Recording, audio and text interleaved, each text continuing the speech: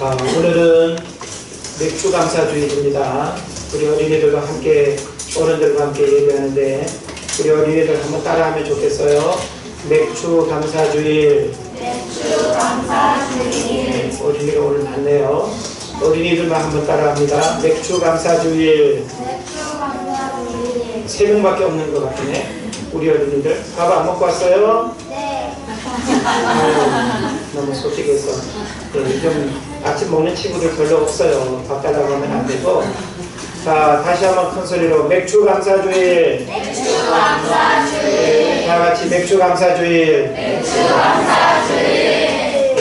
우리가 하나님 앞에 드리는 모든 예배가 다 소중하지만 절기 예배를 지키는 것, 절기 예배를 드리는 것은 또 다른 의미가 있다라고 하는 사실을 알고, 왜 우리가 맥주절을 기억하고 왜 하나님께서는 우리에게 맥주절을 지키라고 명령하시는지 성경의 가르침이기 때문에 우리 생각대로 판단할 것이 아니라 하나님께서 이런 여러 절기들을 중요하게 우리로 하여금 지키도록 명령하시는 하나님의 그 뜻을 우리가 잘 알고 그 하나하나의 절기 속에 감추어져 있는 놀라운 영적 신비들을 여러분이 깨닫는 시간 되기를 바랍니다. 맥주절 할 때 이 맥은 어린아이들이 있으니까 설명을 한다면 보리맥자가 되죠. 그래서 보리 추수, 보리를 추수해서 하나님 앞에 감사 제사를 드리는 절기, 이렇게 이해하시면 됩니다. 우리나라 계절로 보면 봄은 씨 뿌리는 계절이고 가을은 추수하는 계절이죠. 그런데 이스라엘은 거꾸로예요.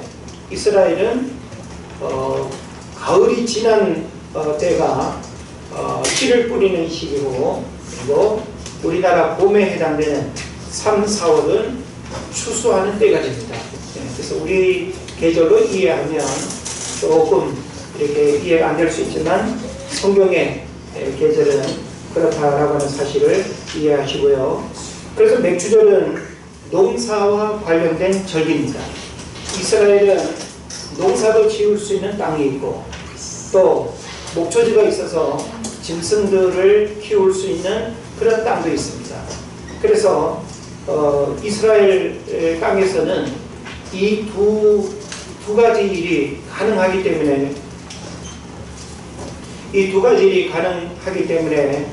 농사를 짓기 위해서 필요한 것, 그리고 또 짐승을 키우기 위해서 필요한 것, 여러 가지 조건들이 잘 갖추어져야 하는 그런 아주 특별한 이제 상황을 우리가 생각을 해볼 수 있습니다. 어느 책을 보니까 이 맥주절이 있는 그 달을 뭘로 표현하는가 하면 푸른 알곡의 달, 이렇게 표현합니다. 되게 예쁘죠? 우리 3월, 4월 이렇게 말하는데 영어로는 아주 분명히 의미가 있죠. 봄을 영어로는 스프링 할 때 스프링이 뭐죠? 튀어오르는 거죠. 땅에서 새싹들이 이렇게 튀어오르는 그런 이제 의미들이 있는 것처럼, 그래서 이 맥주절이 있는 달을 푸른 알곡의 달 이렇게 말하는데 그 의미는 쉽게 여러분 이해할 수 있을 겁니다. 그리고 맥주절의 다른 이름인 무교병은 무교병 혹은 무교절은 새로 수확한 보리로 무교병을 만들었습니다. 누르를 넣지 않고 이제 만든 빵이 무교병이 되는 거죠. 여기서 병이라고 하는 것은 떡병자를 써서 이제 우리가 음식으로 먹는 떡을 의미하는 겁니다. 그래서 매년 첫 번째 수확물인 이 보리로 무교병을 만들어서 무교절이라고 하는 절기를 지키고, 그리고 또 맥주절이라고 하는 또 절기도 함께 지키는 그런 의미를 우리가 이해해야 됩니다.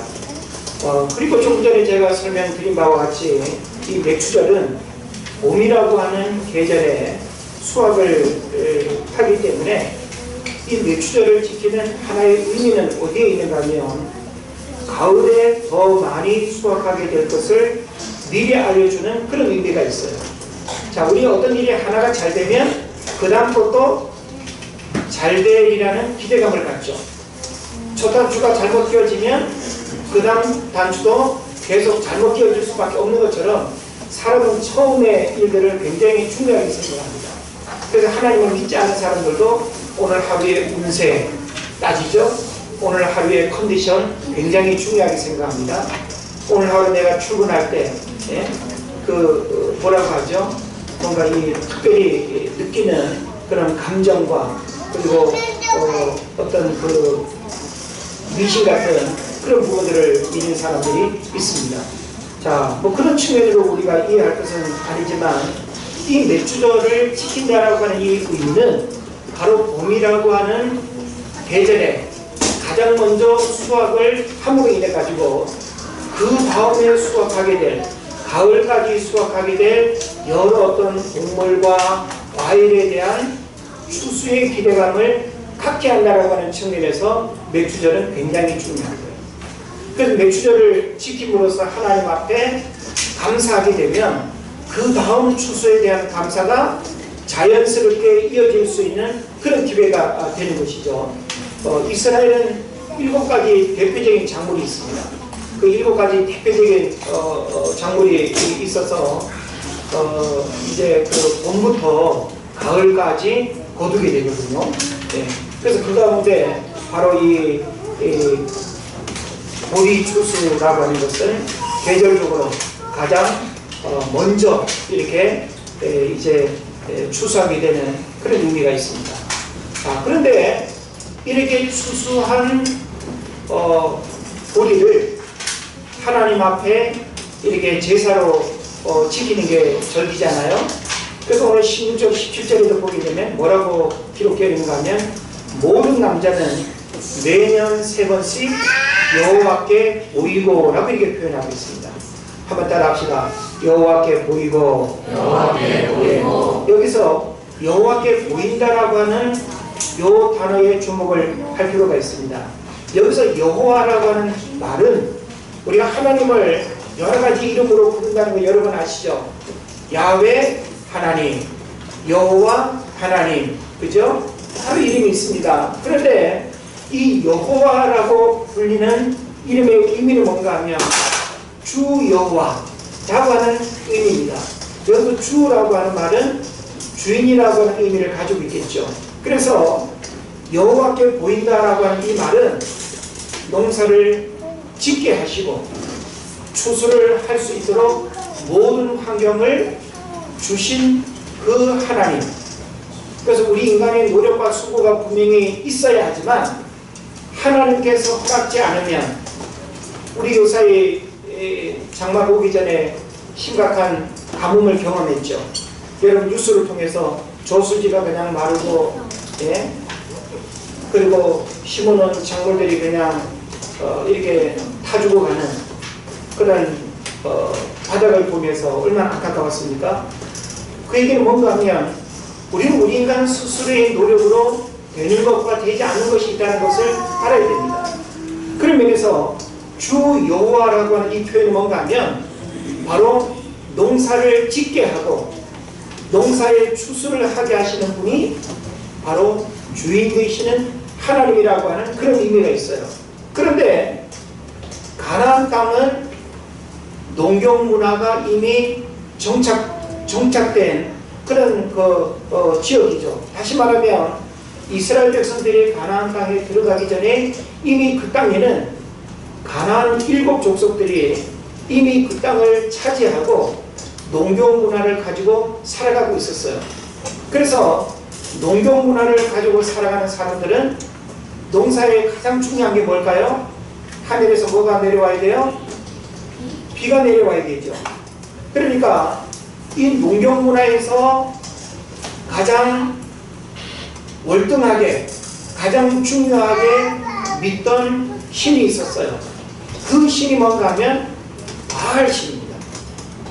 그러니까 이 가나안 땅에는 하나님을 믿는 이스라엘 백성들이 그 땅에 들어가기 전에는 바알 신이라고 하는 그 신을 섬기면서 농경 문화를 가지고 살아가는 그 족속들이 있었다라고 하는 사실이죠.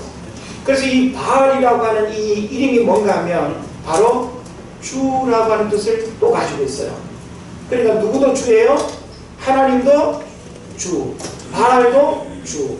그럼 똑같은 이 주와 주가 대립을 하는데 누가 진짜 주고, 누가 진짜 힘 있는 주고, 누가 진짜 아주 농경 문화에 아주 중요한 신인가라고 하는 사실을 비교를 해야 되겠죠. 그래서 이 바알이라고 하는 이 신의 이름은 주라고 하는 뜻을 가지고 있는데, 우월한 자, 다시 말하면 아주 탁월한 신으로 믿는 그런 신이었습니다. 근데 이스라엘 백성들이 가나안 땅에 들어가 가지고 그 땅에 정착하면서 그들도 농사를 지으면서 보리 추수를 하게 되었어요. 그러면 그들은 누구를 주로 고백을 해야 될까요? 바알이 아니라 하나님이 되는 거죠. 그래서 성경에서 매년 3번씩 여호와께 보이고 라고 하는 이 의미는 주인 되시는 그 하나님 앞에 나가라는 거예요.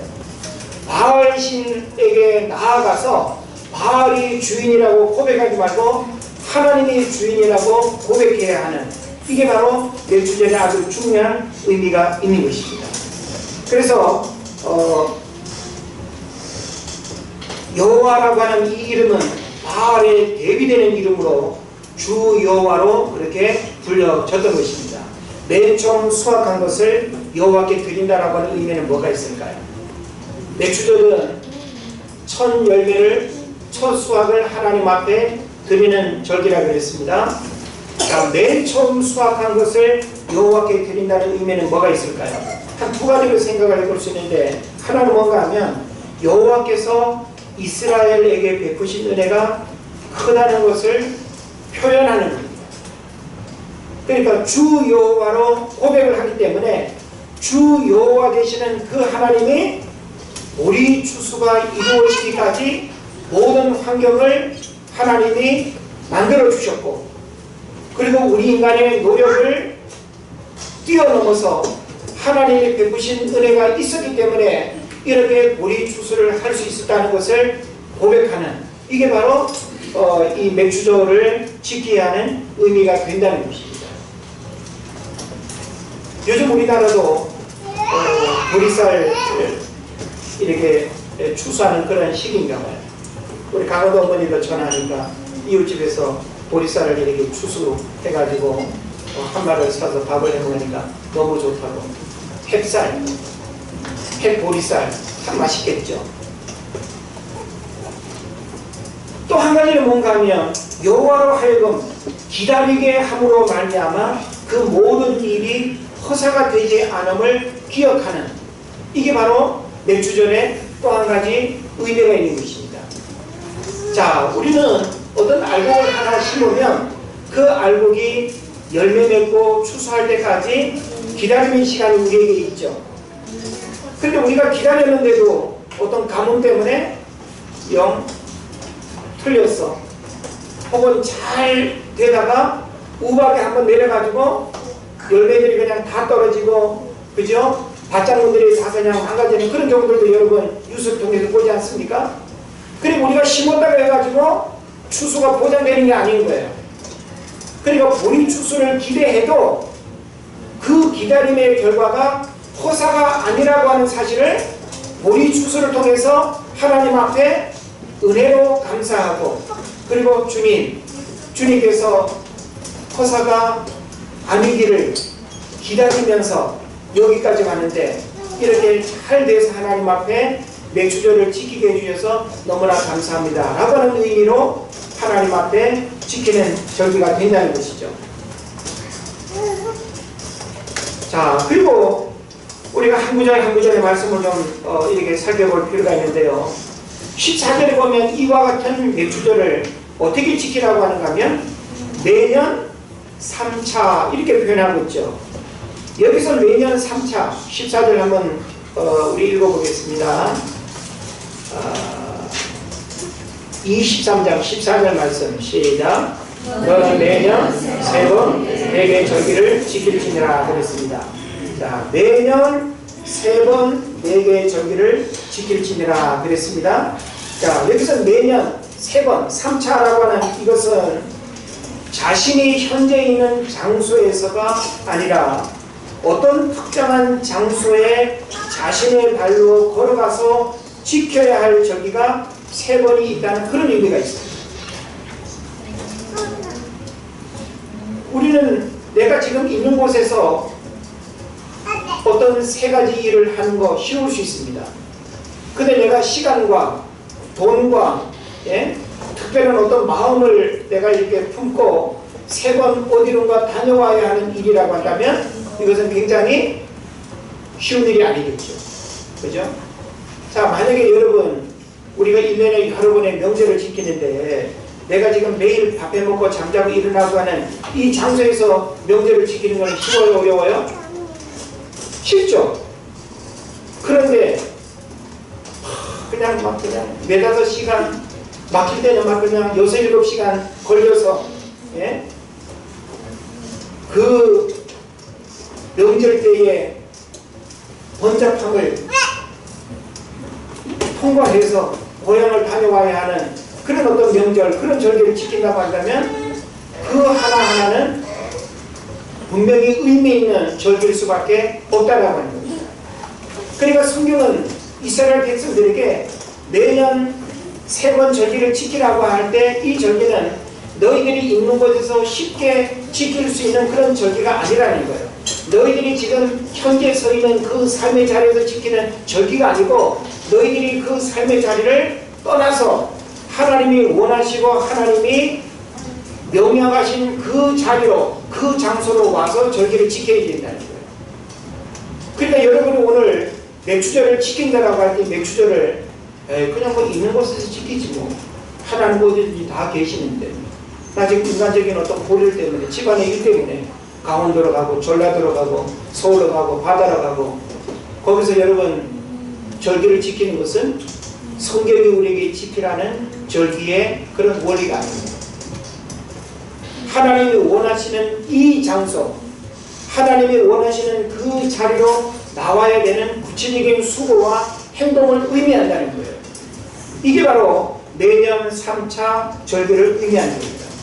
그래서 이 3번의 절기는 이스라엘 백성들이 지키는 아주 중요한 3대 절기를 의미하겠죠.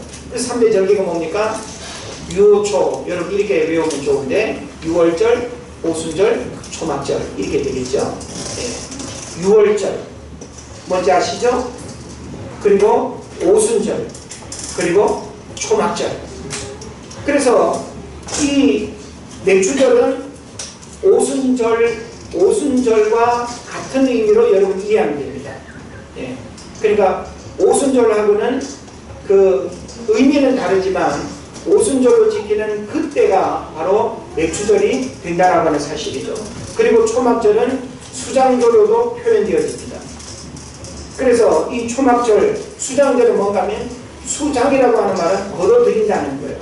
역시 이제 추수 때 이렇게 지키는 절기가 될 것입니다. 그럼 이와 같이 절기를 지키는 지정된 장소는 어디가 될까요? 광야 생활을 할 때는 성막이라고 하는 장소가 이스라엘 백성들이 하나님을 만나는 장소고 하나님 앞에 나가는 장소였죠. 우리가 구약적 개념으로 보면 이스라엘 백성들이 하나님을 만난다라고 하는 것은 그들이 지금 먹고 자고 앉았다 일어나고 하는 그 삶의 자리에서는 하나님의 임재를 경험할 수가 없습니다. 하나님의 임재는 반드시 성막이라고 하는 그 특별한 장소, 구별된 장소에 이스라엘 백성들이 재물을 가지고 하나님 앞에 나아가서 하나님의 임재를 경험했다는 거예요. 그 다음에 가나안 정착 후에는 성전 건축 후에 이스라엘 백성들이 특별히 하나님을 만나는 장소로 어디가 될까요? 바로 예루살렘 성전이 됩니다. 그래서 이스라엘 사람들은 절기를 지킨다라고 할 때 전국 동서남북에서 이렇게 살다가도 절기를 지켜야 되는 그때가 되면 전부 다 어디로 올라오는 거예요? 예루살렘 성전으로 올라오는 거예요. 우리가 서울로 올라간다, 지방으로 내려간다 이렇게 말하는 것처럼 이스라엘은 예루살렘 성전이 중심이 되는 거예요. 그래서 예루살렘 성전이 있는 그 예루살렘이 중심이 되어서 예루살렘으로 올라가고 예루살렘을 내려가고 이렇게 이제 성경에서 표현하고 있는 것입니다. 그러면서 성경은 매년 3번 이와 같은 절기를 지킬지니라 라고 이렇게 표현하고 있죠. 여기서 절기를 지킨다라고 하는 이 의미는요, 춤추다, 제사를 지내다, 독려하다 라고 하는 의미를 갖고 있는데, 히브리인에게 있어서 절기는 축제의 기쁨과 제사의 경건성을 갖는다는 사실을 시사합니다. 그래서 여호와께서 명하신 절기는 기쁨과 즐거움을 가지고 지키되 오직 하나님께만 영광을 돌리면서 경건하게 지켜야 한다는 그런 의미를 가지고 있습니다.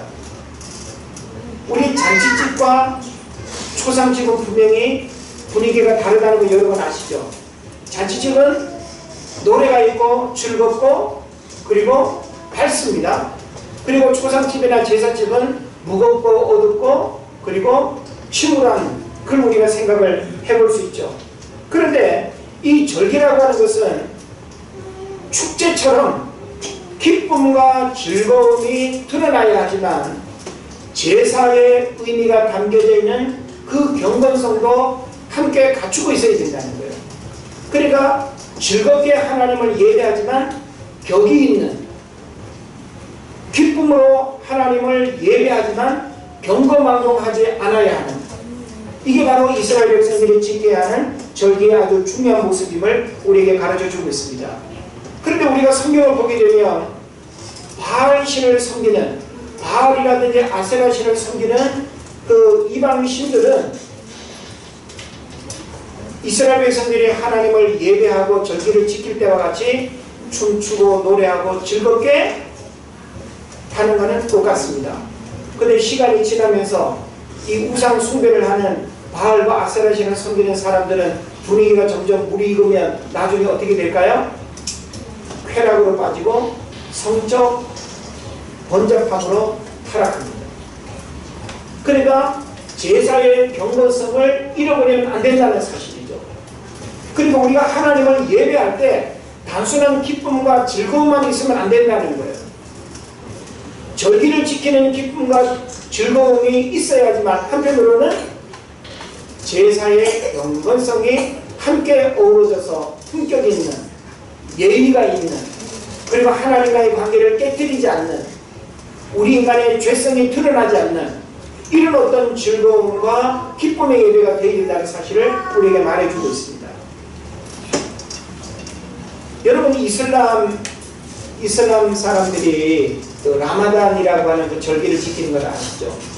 한 달 정도 이 라마단 절기를 지키는데, 이 라마단 절기는 어떻게 지키는가 하면 해 뜰 때부터 해 질 때까지 아무것도 먹지 않습니다.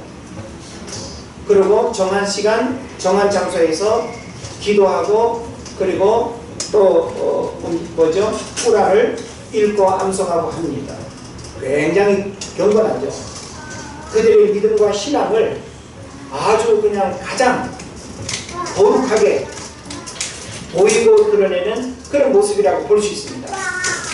그런데 한 달 내내 이 낮이라고 하는 시간에는 우리가 보더라도 야, 이슬람 대단하다, 저렇게 음식도 입에 대지 아니하고 하루에 그냥 정한 시간 기도하고 예배하고 꾸란을 암송하고 엄청나게 대단해 보이잖아요. 그런데 해만 딱 지고 나면 새벽에 해가 뜰 때까지 그날 먹지 않은 음식을 하루 밤새 4번이나 먹는다.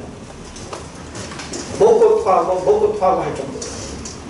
그러니 얼마나 우리가 이해하기 힘든 그런 문제인가라고 하는 사실을 생각해 볼 수 있죠.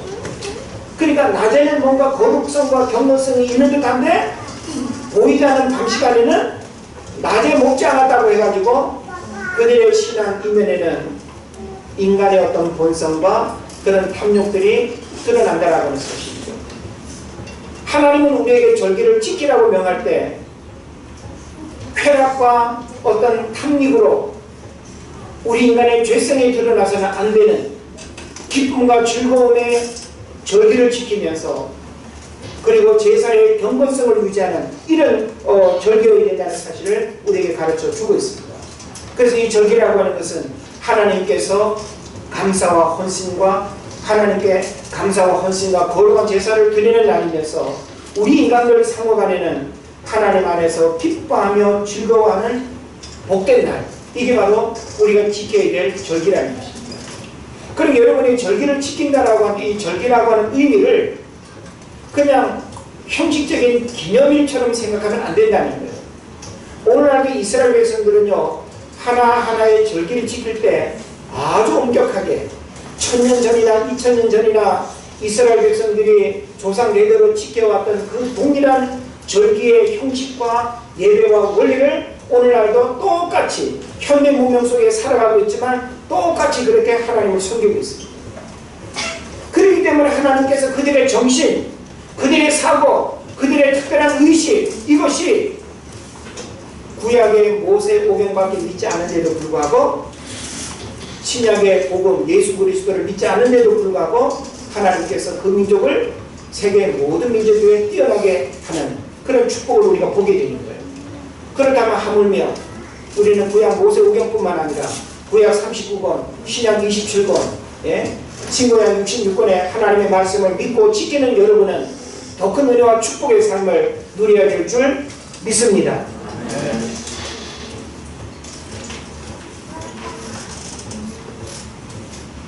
성경은 우리에게 이와 같은 절기를 지킬 때 15절 하반절에 보니까 뭐라고 나와 있어요? 자, 15절 하반절 말씀이 있습니다. 빈손으로부터 시작. 다시 큰 소리로 합니다. 시작. 제가 한 번 더 읽어드립니다. 하나님께서 절기를 지키는 이스라엘 백성에게 빈손으로 내 앞에 나오지 말지니라 그랬습니다.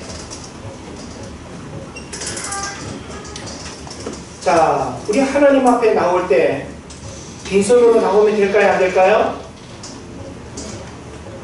빈손으로 나오지 말지니라라고 하는 이 의미를 여러분 오늘 잘 깨달아야 됩니다. 아, 오늘 내가 빈손으로 나오기 뭐해서 손에 뭐 장난감을 들고 왔어. 예? 뭐 물건 하나를 뭐 들고 왔어. 이렇게 하면 안 됩니다. 손에 가진 것이 없는 의미 외에 헛되이, 공면히, 성급하게 라는 뜻도 포함됩니다. 다시 말하면 손에 아무런 예물을 가지지 않은 채로 라고 하는 뜻만 있는 것이 아니라 준비되지 않은 심령 상태로 혹은 빈 신앙으로 쓸데없이 이런 의미를 가지고 있습니다. 우리가 절기를 지키고 하나님을 예배할 때 빈손으로 나오지 말아야 하는 이런 문자적인 의미와 더불어서 무엇이 그 의미 속에 감춰져 있는가 하면 준비되지 않은 심령 상태 혹은 빈 신앙으로 쓸데없이 하나님 앞에 나오면 안 된다는 거예요. 자, 오늘 우리는 맥주절을 지킬 때 여러분 빈손으로 나오지 말아야 됩니다. 자, 그럼 문자적인 의미로는 빈손으로 나오지 말아야 되니까 뭘 준비해야 되죠? 맥주 감사 주입 헌금을 준비해서 하나님 앞에 드리라고 지난주에 봉투를 여러분에게 나눠드렸죠? 그러면 그 금액이 10,000원이 됐든지 50,000원이 됐든지 100,000원이 됐든지 얼마가 됐든지 우리는 내가 하나님 앞에 기쁨으로 드릴 수 있는 정성된 예물을 준비해서 하나님 앞에 드려야 됩니다. 믿습니까? 이게 바로 뭔가 하면 1차적으로 빈손으로 나오지 말아야 되는 아주 중요한 메시지예요. 여러분이 하나님을 예배할 때 빈손으로 나오면 안 됩니다. 모든 예배에 예물이 있어야 돼요. 재물 없는 제사는 없습니다. 그 면에서 여러분이 교회 와서 예배할 때 어린아이들도 하나님 앞에 예배 드릴 때 그냥 교회 가서 예배 드리고 와! 이게 아니라 꼭 하나님을 예배할 때 1,000원, 2,000원 하나님 앞에 헌금하는 일들을 어려서부터 가르쳐야 하고 헌금의 그 의미가 무엇인지를 아이들로 하여금 분명하게 가르쳐야 됩니다.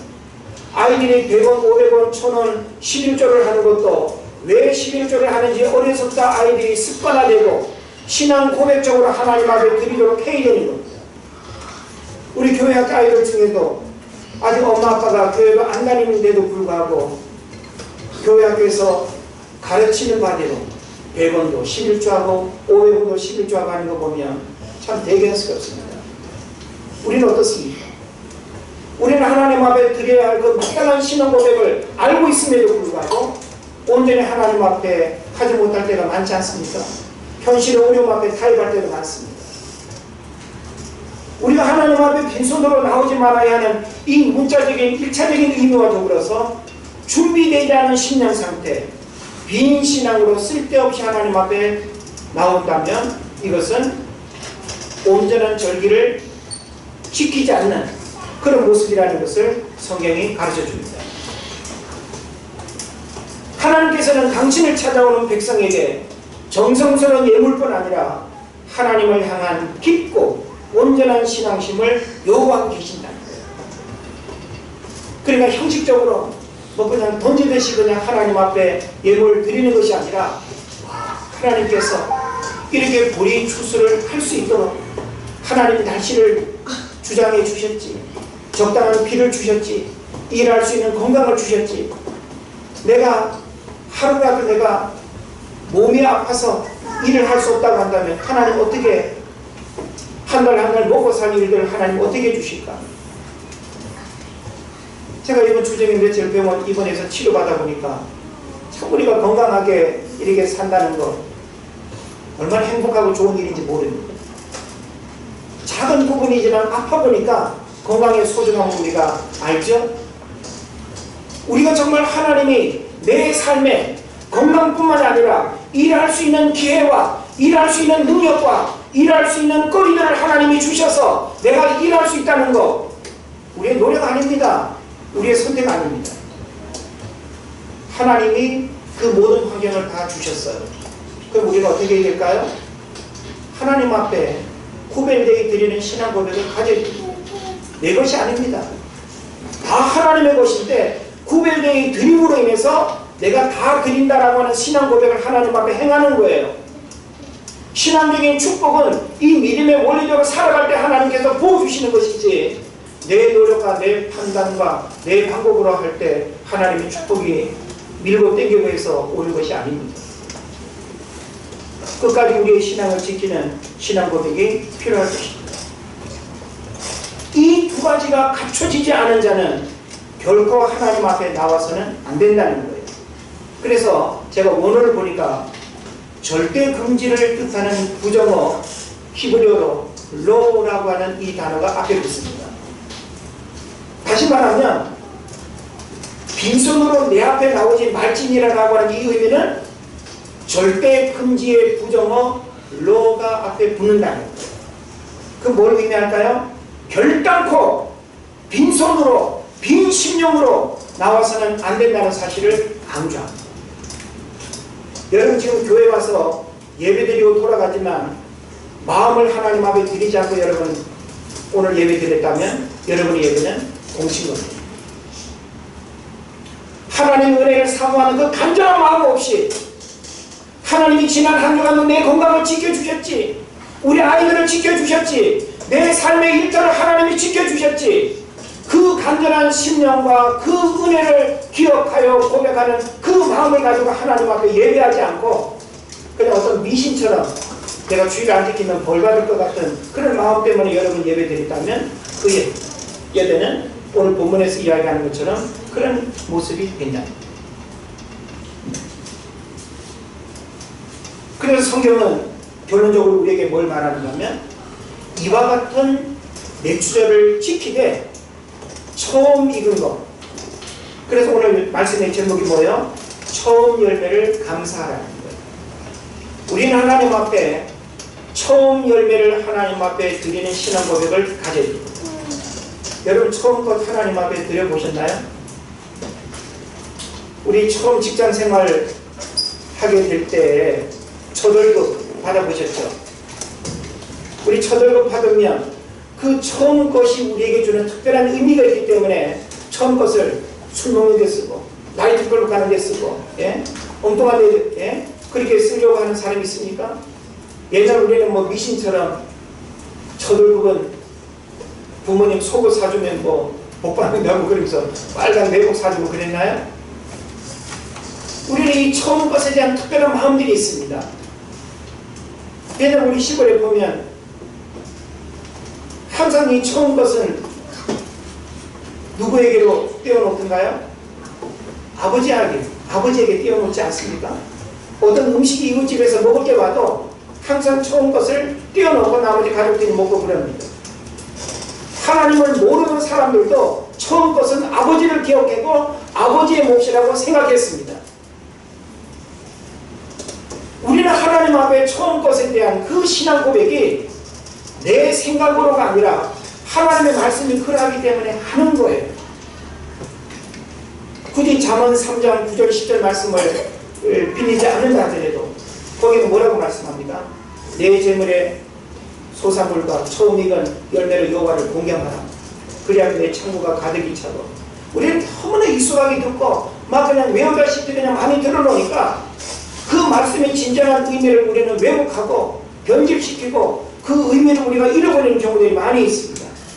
성경에서 이 매추절이라고 하는 이 절기는 처음 익은 열매, 첫 열매, 처음 익은 것을 하나님 앞에 드리는 절기로서 중요한 신앙 고백을 우리에게 가르치고 있습니다. 그래서 NIV 영어 성경에는 뭐라고 표현한다면 The best of the first fruit, 첫 열매들 중에서 가장 좋은 것을 드리라고 표현하고 있습니다. 우리가 첫 열매를 거뒀어요. 그 첫 열매들 중에서 가장 좋은 것을 골라서 하나님 앞에 드리라는 거예요. 우리 보통 맥주절을 7월 첫 주일에 많이 하죠. 우리 지난주 교회 행사 때문에 오늘 합니다만은 우리 강원도 시골 교회다 보니까 뭐 꿀농사 해가지고 꿀 한 병, 맥주절 예배 때 교회 하나 바치고 뭐 감자 한 박스도 바치고 마늘 한 접도 바치고 참 우리 시골 교회는 아직까지 그런 이런 모습들이 있습니다. 도시에서는 뭐 그런 거 하기가 좀 어렵긴 하죠. 그러니까 중요한 것은 뭔가 하면 처음 것을 하나님 앞에 드림으로 인해서 이 모든 것을 하나님이 주셨다라고 하는 그 신앙 고백을 그 하나에 담아가지고 하나님 앞에 고백하는 거죠. 그런 면에서 우리도 하나님 앞에 첫 열매를 드리는 그 신앙 고백으로서 이 맥주절을 지키는 신앙 고백을 우리가 알아야 되겠다는 것입니다. 그래서 저는 두 가지로 결론의 말씀을 정리하고 싶은데요. 오늘 우리에게 처음 것을 드리는 감사는 무엇이어야 하는가라고 하는 거죠. 저는 어떤 물질적인 것 외에 처음 생각, 우리가 아침에 눈을 떴을 때 처음 생각, 여러분 뭘 하십니까? 물론 우리가 의도적으로 어떤 생각을 할 수도 있고 자연스레 어떤 생각을 우리가 할 수도 있을 텐데 처음 생각, 우리가 하나님을 생각하면 좋겠어요. 처음 생각, 교회를 우리가 생각해도 좋을 것 같아요. 처음 시선, TV를 향합니까? 여러분 처음 시선, 가족을 향합니까? 자식을 향합니까? 무엇을 향합니까? 처음 손길, 무엇을 먼저 만집니까? 처음 발길, 교회로 가십니까? 아니면 어디로 가십니까? 우리는 이 처음 시간, 처음 발길, 처음 손길, 처음 시선, 처음 생각, 우리는 처음 것을 하나님께로 좀 모아봤으면 좋겠어요. 하나님께서 여러분 삶에 주신 그 처음에 모든 것들을 하나님께 맞춘다고 한다면 그 하나님께서 우리의 시간을 얼마나 아름답게 이끌어 주실까요? 예전에는 이런 모습도 참 많았는데 요즘 이런 이야기 듣기 어려워요. 결혼한 신혼부부들이 내가 일평생 살아가게 될 결혼 생활의 첫날을 어떻게 했을까요? 교회 가가지고 둘이 철야하면서 하루를 보내기도 하고 2박 3일 신혼여행 가기 전에 기도원에 가가지고 먼저 하루 하나님 앞에 시간을 드리고 신혼여행 가기도 하고 옛날에 그런 모습들 꽤 많았습니다. 근데 요즘 그렇게 합니까? 꼭 굳이 그렇게 해야 됩니까? 이렇게 아마 따질지 모르겠어요. 그럼 뭘 의미합니까? 처음 것의 소중함을 우리가 하나님 앞에 들을 줄 알아야 된다. 우리가 집안에서도 처음 것을 아버지에게 떼놓지 못한다면 이 버릇없는 자식 하면서 그 집안을 우리가 욕하는 것처럼 우리의 신앙 속에서 하나님의 것을 우리가 구분해서 그 하나님을 인정하지 못한다고 한다면 우리의 신앙은 대단히 심각한 문제가 있다는 사실을 알아야 되는 것입니다. 그리고 마지막 한 가지는 처음 열매. 구체적으로 우리가 하나님 앞에 드리는 거예요. 첫 월급 하나님 앞에 드릴 수 있어야 됩니다. 첫 수익 하나님 앞에 드릴 수 있어야 됩니다. 첫 오픈 수익 뭐 여러 가지 있을 수 있겠죠. 물론 우리의 믿음이 받쳐지지 않는 억지로의 그런 신앙 고백은 나에게 또 하나의 시험거리가 될 수도 있습니다. 교회가 무슨 철미매를 거둬들이는 세무서도 아니고 우리의 신앙 고백 없이 억지로 할 수는 없습니다. 그러나 여러분이 진정 하나님을 사랑하고 진정 영적인 은혜를 알고 영적인 축복의 삶을 여러분이 누리길 원한다면 우리는 성경적 가르침의 원리대로 지키고 행하고 순종하는 믿음이 우리에게 필요할 것입니다. 여러분이 신앙생활하면서 영혼이 잘 돼가지고 봉사가 잘 되고 강건해지는 그런 축복을 원하지 않습니까? 내가 신앙생활 오랫동안 해도 영적인 축복의 은혜는 하나 경험한 것도 없이 살아간다면 얼마나 불행한 일입니까? 다시금 우리의 마음을 하나님 말씀 앞에서 고백하십시오. 우리는 첫 열매뿐만 아니라 오늘 내추절을 지키는 이 시간을 통해서 처음 열매를 감사라고 하는 이 내추절의 진정한 의미를 우리가 깨닫고 우리들 신앙생활 속에서 처음 것을 하나님 앞에 구분하여 드림으로 인해서 그분이 내 삶의 주인이 되고 내 삶의 전부가 되는 이런 신앙 고백 속에서 살아가기를 주 이름으로 축원을 드립니다. 기도하겠습니다.